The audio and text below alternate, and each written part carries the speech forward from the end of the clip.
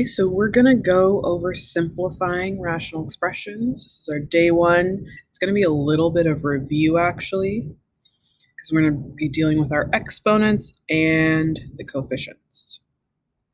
So the first thing we're gonna make sure we do when we're simplifying is we're gonna compare the exponents of the same variable.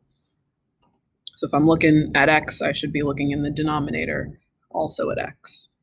Then for our coefficients, those big numbers, what we're going to do is simplify by dividing those values. So if I look at our first one,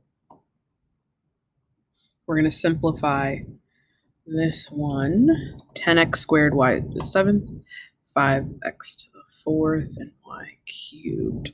So I'm going to first compare x with x, and I have two x's on the top, four x's on the bottom. That means my final answer, I should have two x's left over in the denominator because the 2 will cancel.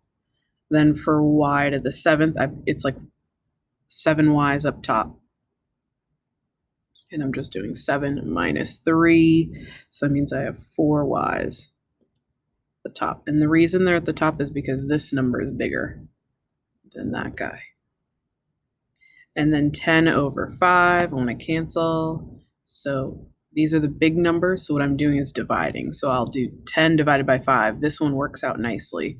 It's kind of like simplifying our fractions. We get 2 over 1. So my final answer is 2y to the 4th x squared.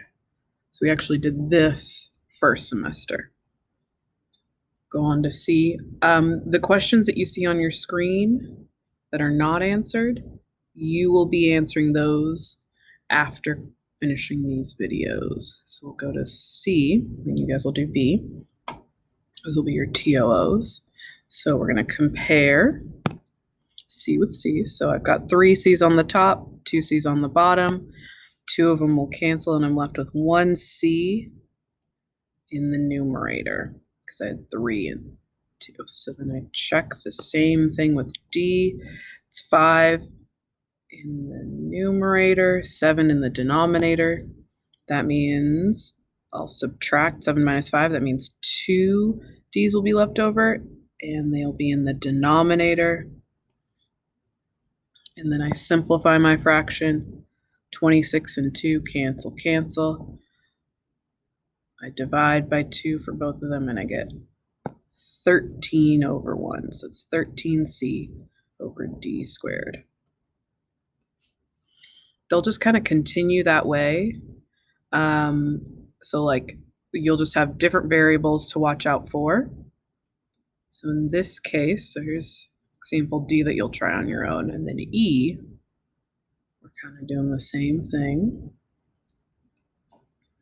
We're deciding, okay, N